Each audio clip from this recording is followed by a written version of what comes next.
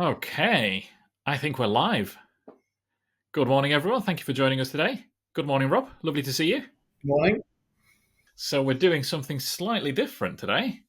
For those of you who've joined us before, lovely to see you again. For those of you who are new, I'm Sam Armondi, Managing Director and Co founder here at Thought Quarter. We're a software development agency and we specifically focus on digital products for businesses with purpose. And today, we're being joined by Rob Nicholls. Perhaps, Rob, you can introduce yourself rather than me butchering it. Thanks very much, Sam. I'm a CFO, a portfolio CFO, fractional CFO, board advisor, and non-executive director. Been doing this about 3 or 4 decades now. Back in the UK, 5 years.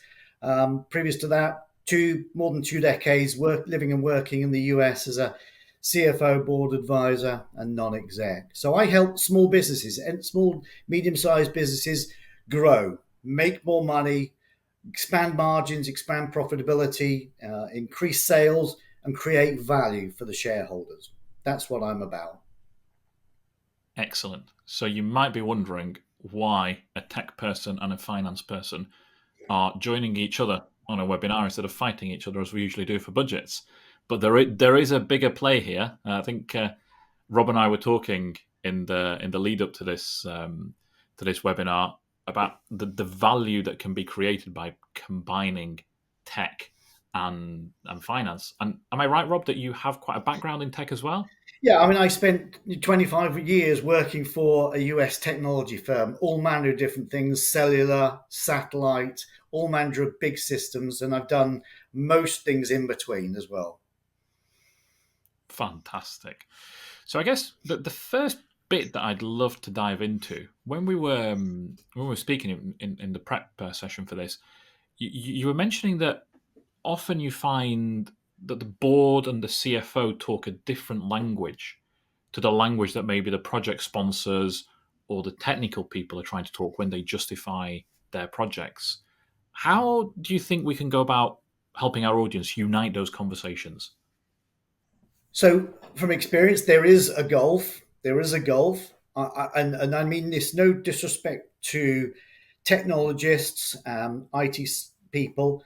We do work in different worlds, and I think that the closer CIOs, CTOs get to the real world business opportunities, operations, the better.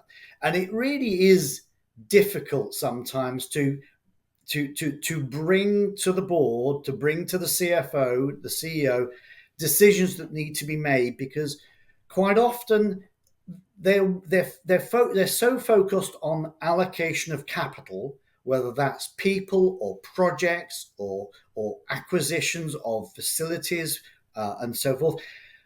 They really do work on a different timeline and a different focus on the payback. It really is.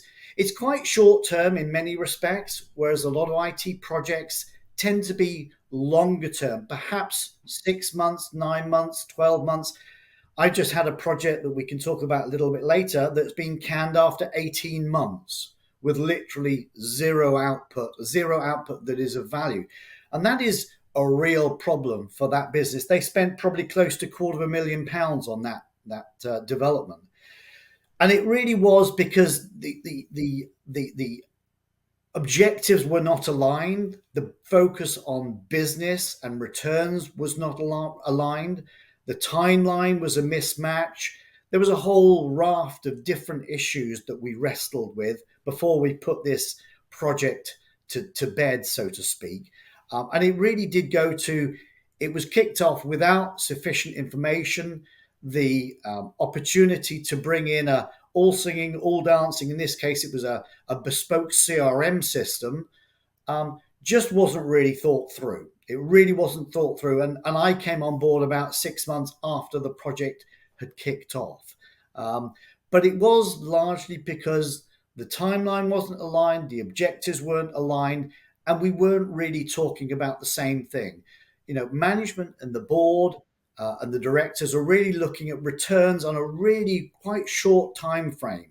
Whether it's this quarter, next quarter, certainly within the financial year. Anything beyond a financial year return today is really difficult to get over the line because I've got competing demands for those dollars, those that capital, if you will. Do I bring two or three new business development marketing developers online, or do I outsource and put in £150,000 on an outsourced ERP system, CRM system, whatever it may be? And it really is a decision. Do I do A or do I do B?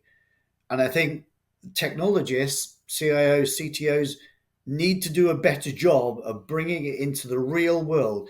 How is it going to increase sales? How is it going to improve margins? How is it going to increase profitability?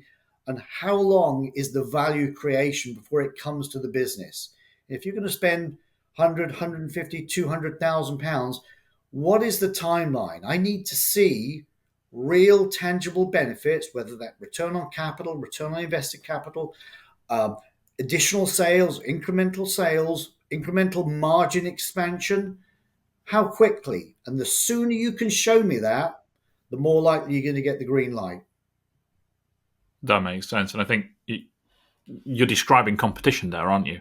And I think as technologists, we automatically assume that the tech is the number one priority. Absolutely. It's a zero sum game. The opportunity cost of not doing this project is I can bring three new headcount in place. That'll increase my sales by 10%, for example. Or I can bring two new people on and expand margins by increasing sales.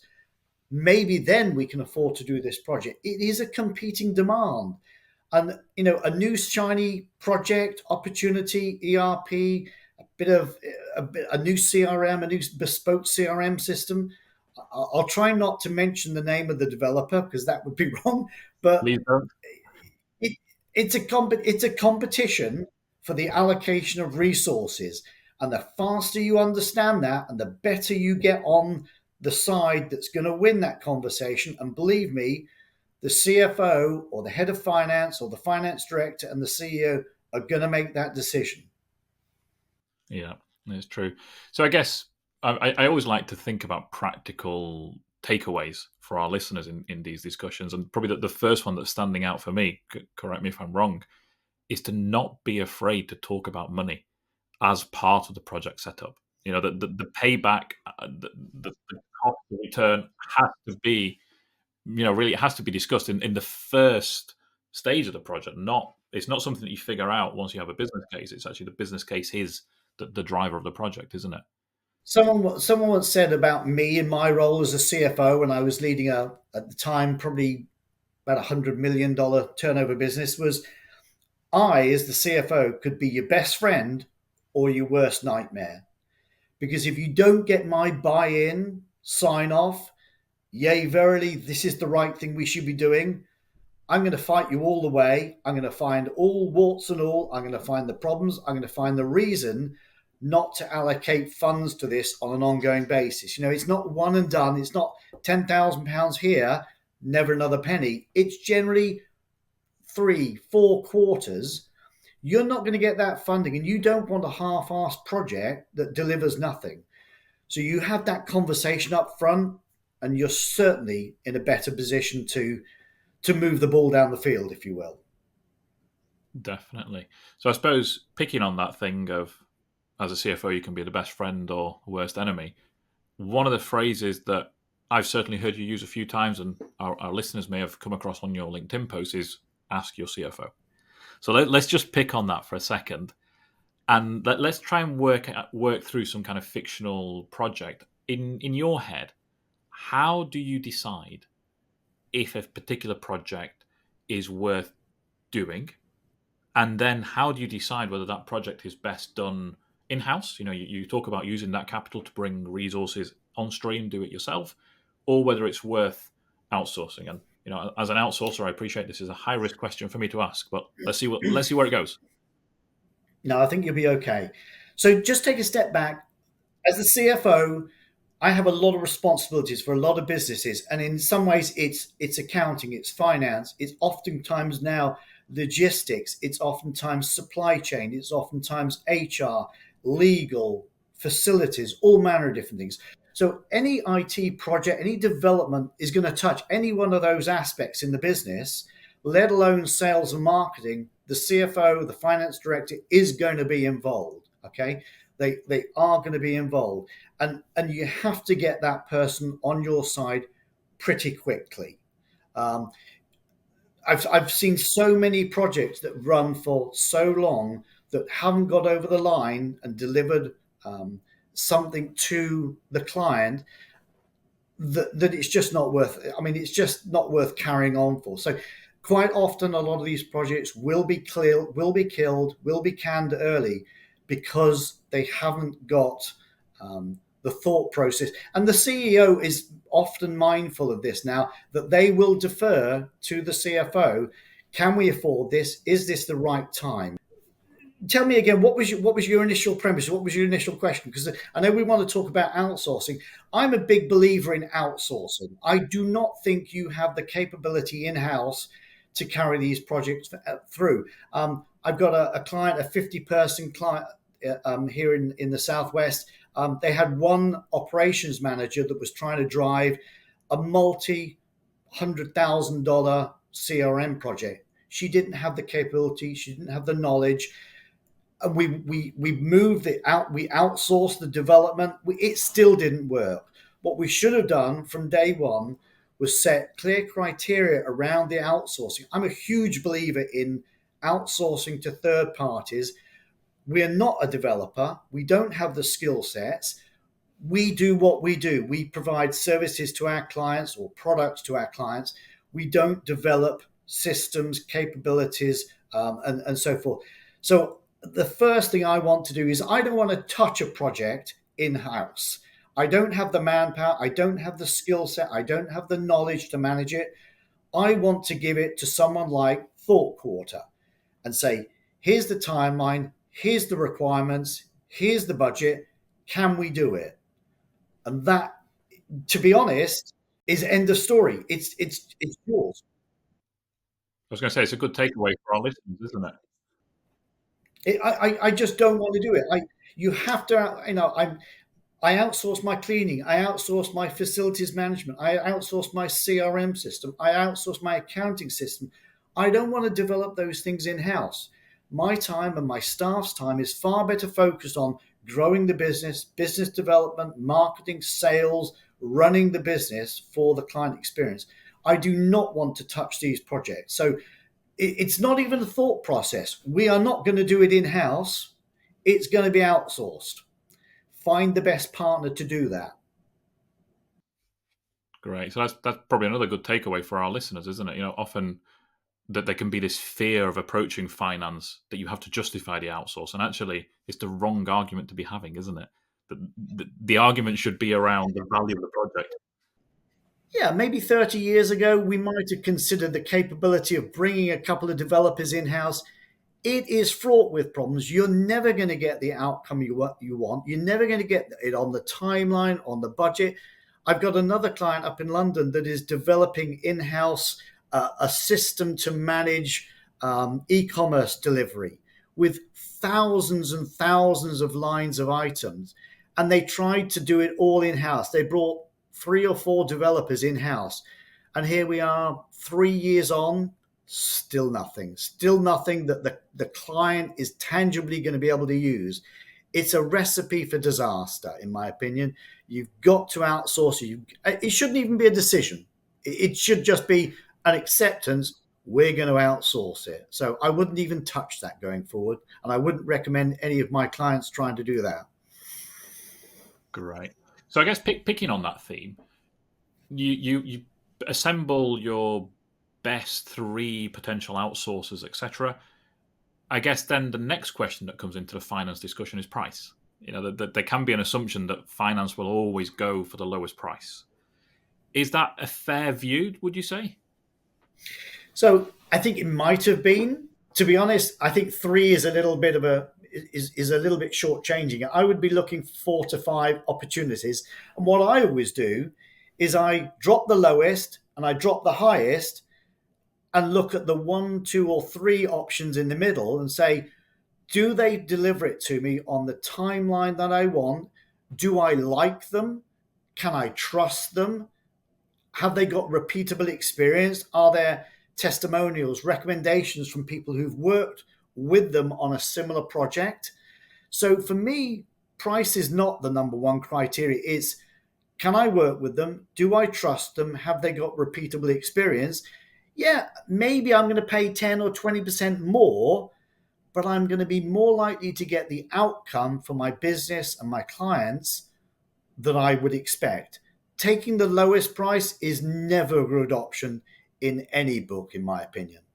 Taking the highest option, probably not the right business decision. So, if I can get 5 quotes, I'll drop the top and I'll drop the bottom, and I'll evaluate the 3 in the middle. It could be 2 in the middle against my criteria: timeline, deliverability, and experience of other people delivering that a similar project to a similar sort of client. So I would certainly say it's not finance. And I guess that's really comforting to hear for our audience as well, because again, it reinforces the view that finance is there to protect the business and help it grow, not to limit expenditure. Absolutely no. I mean, what really excites me as a CFO is 2 things: growth in the business and cash. And if a project can generate cash and can deliver growth to the business, if I can take a business from 5, 8, 12% growth to 18, 20, 25% annualized sales growth, and it'll deliver cash, it's going to get the green light and the support from the head of finance or the board. It depends. The CFO, you want to use your CFO to leverage into the board. We should be doing this. For example, one of my clients came to me about a year ago, wanting to do something a little bit different in terms of capability for the business. It wasn't a large expenditure. It was probably 8 grand. I instantly just looked at it and say, does it increase the capability of the business to grow revenue? Yes. Does it generate additional revenue that we can convert to cash pretty quickly? Yes. So straight off the bat, it's a win. It's a win. It's going to be likely to be approved. So I would say leverage the relation, and it's all about relationships, isn't it, Sam? If you've got a good relationship with the decision maker, whether it's the CEO or the CFO, you're onto a better wicket. And I would also add that you need multiple connections into that organization. So if I want to win a client opportunity, I will often not just work with one individual, I'll work with 2 or 3 other people and have connections with them and have conversations with them, because you want to have a cadre of supporters. You want to have other people saying, yeah, Verily, we should be doing this. We should be making this investment, and convincing the board, the CFO and the CEO to do that. Absolutely. I call them white knights, building up a little team of internal influencers Mm-hmm. that can support the project. And I think we Mm-hmm. encourage our clients and prospective clients to do that as well, because if there is that groundswell internally, it carries itself, doesn't it? And interestingly, we're going to come back to Yeah. your comment, John. Someone on LinkedIn has just commented on outsourcing versus doing things internally, so we'll pick that up in a second. But I think, John, it plays to your point of doing things with a team rather than to a team. And if you can build that internal groundswell, it becomes an Mm-hmm. internal exercise rather than kind of an external solution forced upon a team. But I was just picking up on those 3 things that you talked about. Your criteria, you talked about timeline, deliverability, and experience of previous projects. So I guess what I'd really like us to give to our listeners is some kind of guideline on creating a fully baked project proposal. Because often I'll have conversations with a prospective client, will kind of elaborate a services proposal, but then they have to turn that into an internal proposal. So what does the perfect finance proposal look like when it lands in your inbox? So going back to my 2 criteria is cash and growth. Is, what does the capability of this proposal do for the business to move the ball down the field, if you will? And the first thing I'm looking for is, does it increase sales? If it doesn't increase sales, that's fine. But does the proposal increase sales? If it does increase sales or our sales capability, or our conversion of opportunities to sales, that's going to get a check mark. Is it going to deliver in this financial year, for example? Another check mark. Within the next 12 months, certainly that's another check mark as well. Does it affect our capability of a business to generate cash?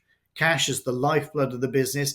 If it enables my business to generate cash at a faster rate, to convert sales at a faster rate, you're onto a good opportunity there as well. So those are the sorts of things that I'm looking for. I do not want to encumber staff within the business additional responsibilities. I can't expect them to do their existing role and manage another project or an outsource. So I have to make sure that the existing capability in the business, I don't want to be bringing on additional headcount to manage an outsourced project, but equally I don't want them to be have another half a job on top of their existing job. So I cannot be backfilling other people to manage an outsourced project as well. It's got to be the outsourcer. They are responsible for. You can report back into us on a frequent basis, but the timeline is important. Things in business move so quickly now. Headcount turns over. You might be facing a different CFO. You might be facing a different managing director or CEO. Client perspectives move so quickly now. Buyers buy differently. That they buy differently in the last 2 or 3 years, more differently than they have in the last 10 years, if you will. Timelines are getting longer as well. Business decisions are taking much, much longer. And you can short circuit those decision making by building a good proposal that talks about sales increases, a timeline that is within, that is reasonable, if you will. I don't want to be looking at projects that are talking 2028, 2029. They have to be deliverable pretty much in 2025 at this point. If I was kicking off a proposal today, I need to see deliverables, financials that come in the next 12 to 15 months at most, to be honest. I think there's a compression of the timeline of the benefits of an opportunity today from perhaps 2 to 3 years to more like 15 to 18 months max.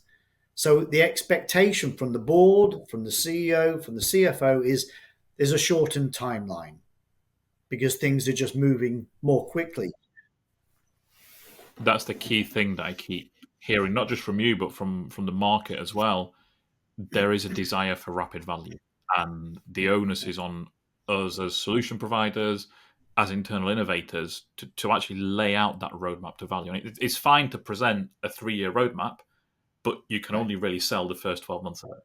That's what people are interested in. And the business environment is changing. It's changing so rapidly. I worked with a project 25 years ago where we didn't revisit the original assumptions, and by the time the project was delivered, it was a massive project.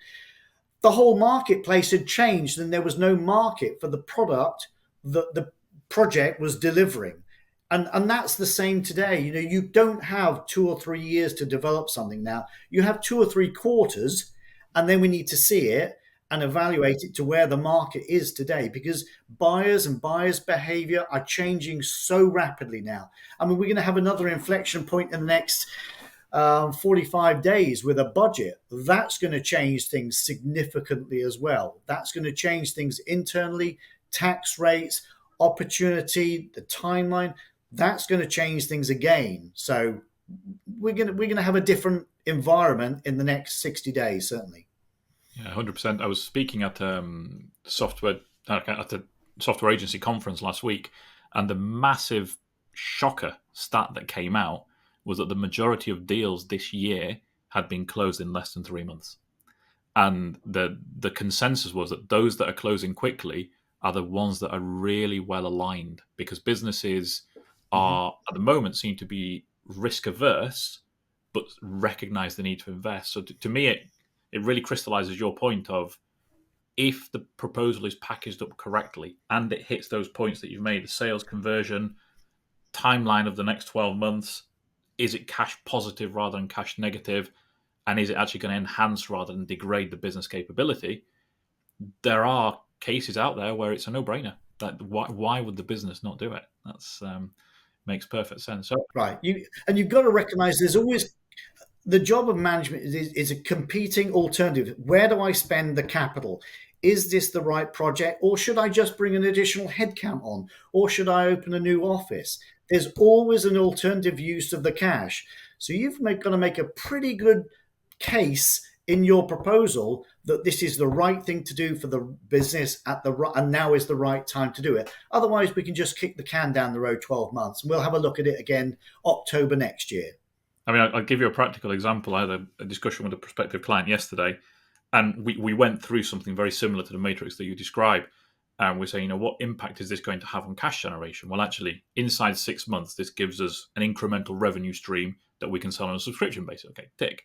What impact does it have on internal resource utilization? Well, actually, in the first 6 months, we reckon we can reduce the time spent by our most expensive scientists by 75% on low value work.